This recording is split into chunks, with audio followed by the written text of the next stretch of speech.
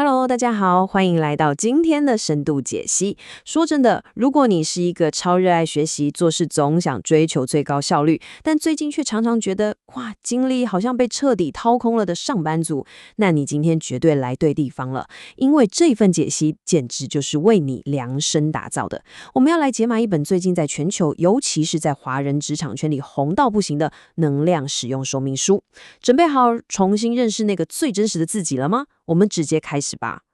想象一下，在现在这种讲求高绩效的社会里，我们是不是从小就被教导要主动出击、积极争取？这就是大家常说的奋斗文化嘛，好像只要拼命去做就对了。但是你有没有想过，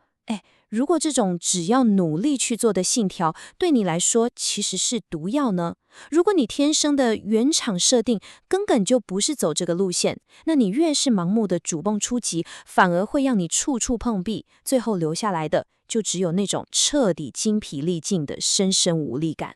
所以，要怎么逃离这种把所有人都塞进同一个模子的奋斗文化？我们现在就来破解这个让大家痛苦不堪的职场倦怠。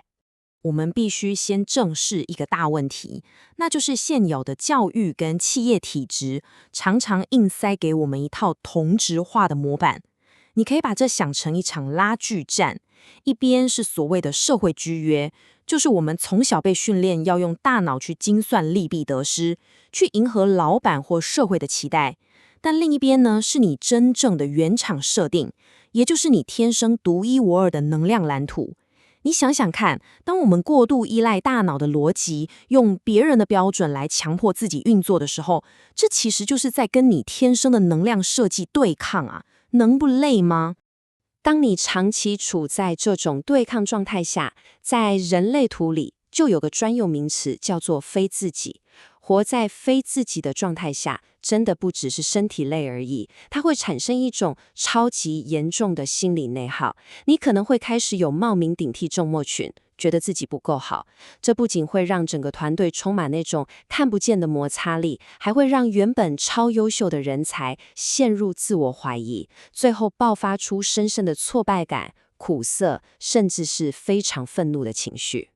既然知道了问题在哪，接下来我们就赶快来翻开你的专属能量说明书，一起来看看人类图这个系统到底有着什么样惊人的起源。说到人类图的起源，其实还蛮有神秘色彩的哦。它是有一位加拿大籍的创始人拉乌鲁胡，在1987年的时候于西班牙的伊卫萨岛创立的。故事是这样的，据说他在为期8天的神秘体验中，接收到了这整套系统的底层逻辑。更酷的是它的运作机制。人类图认为有一种叫做微中子的东西，就像是宇宙资讯的载体。在你出生前88天，还有你出生的那一刻，这些微中子穿透了你，并且把资讯烙印在你的 DNA 里，就这样形成了你专属的能量蓝图。是不是听起来超科幻的？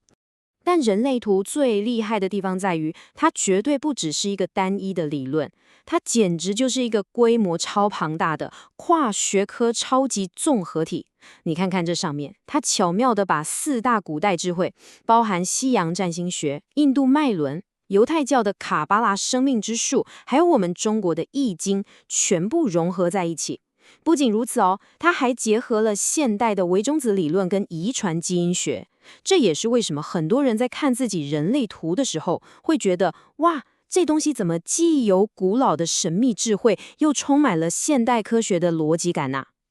好，了解了超酷的背景，我们现在要正式进入核心机制了。来看看这4大类型与决策方式，教你怎么导航自己的能量。解读人类图的第一个层次就是看你的能量类型。你不妨先猜猜看，自己可能属于哪个人口区块？我们来看数据，有高达70% 的人是生产者或显示生产者，这群人就像尽量电池一样，拥有源源不绝的动能。再来，21% 的人是投射者，8% 是显示者，而仅有大概1% 的人是超级稀有的反应者。你的类型超级重要，因为它直接决定了你这辈子在这个世界上最省力、最顺畅的行动策略。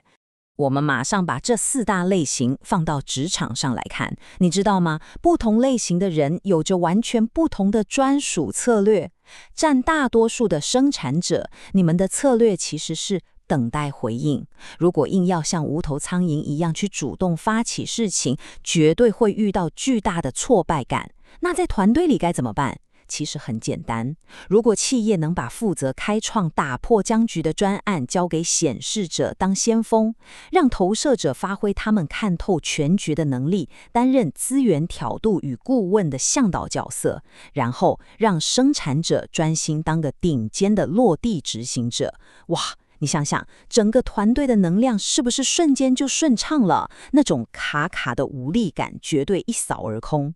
稍微进阶一点，我们来看人体图上的那些方块和三角形，也就是能量中心。那些有被填上颜色的区块呢，代表你有定义，这可是你稳定、可以持续输出的可靠能量，是你的底气哦。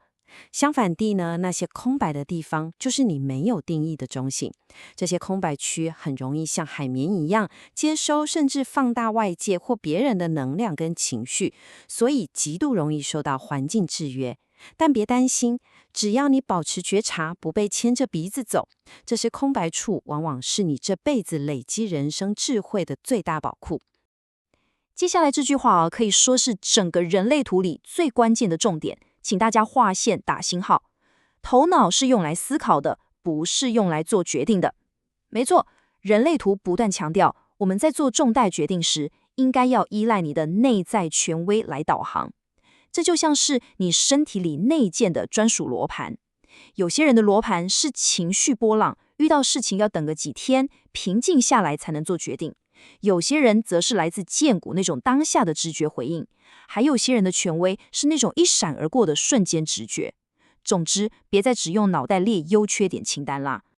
当然，除了类型跟内在权威，人类图其实还有很多像洋葱一样可以层层剥开的细节，像是这36条通道，它们能超精确地指出你与生俱来，而且能稳定运作的天赋才华。还有12种人生角色，像是13探九者啦，或是46人生典范等等，这些是根据易经6爻推演出来的，它描绘了你最自然、最不费力去跟这个社会互动的样貌。把这些层次全部叠加起来，每个人都能得到一份超级客制化的自我解析。不过听到这里，你心里可能会有个疑问哦，这东西到底是有科学根据的，还是只是一种心理安慰剂？我们现在就来做个客观的现实检验。我们必须承认，在现代这种高压的职场环境里，人类图真的提供了一种超级棒的叙事疗法。就像我常听到很多人看完图后会感叹，哦，原来我不主动发起事情，不是因为我懒，而是我的能量设计本来就是这样啊。你看，这就是一种把问题外在化的过程，它非常巧妙地治愈了现代人普遍都有的冒名顶替症候群，也让人放下了那些无谓的愧疚感，真正学会去接纳最真实的自己。但如果我们非常客观地来对比一下，人类图确实带来了深层的自我觉察，是一套能帮你去制约的绝佳工具，而且它结合了像易经这种元素，让人觉得很有文化亲近感，拿来当团队破冰工具超级好用。但是主流科学界也会提醒我们，它常常被归类为伪科学，那种哇好准的感觉，很多时候可能来自心理学上的巴纳姆效应，也就是用了模糊的描述让你自动对号入座。所以专家也特别警告，千万不要把人类图拿来当做企业招募员工的硬性指标，不然很容易在职场上搞出宿命论跟刻板印象，那可就本末倒置了。好，那我们到底该怎么好好利用它？在最后这个部分，我要为你总结一套人类图新手实战法则，介绍这个超强的职场测评黄金三角。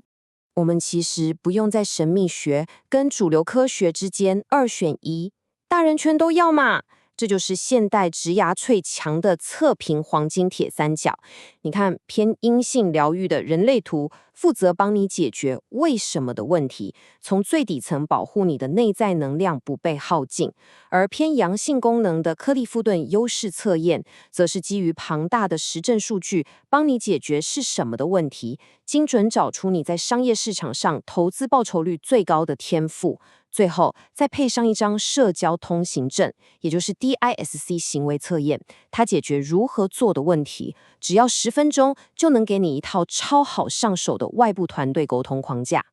总结一下这套实战法则，主要有3个具体步骤。步骤1，先用人类图来停止无谓的内耗，学会保护并管理好你的能量。步骤2，有了能量底气，就专注去开发你的克利夫顿优势，在市场上建造一条谁都无法取代的专业护城河。步骤3，最后用 DISC 这个超好用的沟通工具来润滑你所有的团队协作跟外部互动。只要掌握这套整合策略，你不仅能活出最真实、最舒服的自己，还能在残酷的商业市场里保持绝对的竞争力。今天的深度解析就到这边啦。在今天这份解析的最后，我想请你稍微停下来问问自己这个问题：如果你从今天开始愿意试着放下社会加诸在你身上的各种制约，不再强迫自己硬去套用别人的成功公式，当你终于停止对抗自己原本的原厂设定时，你会用你那股最纯粹、最顺畅的能量，为自己创造出什么样不可思议的未来呢？带着这个超棒的问题，去好好探索专属于你的说明书吧。我们下次见喽，拜拜。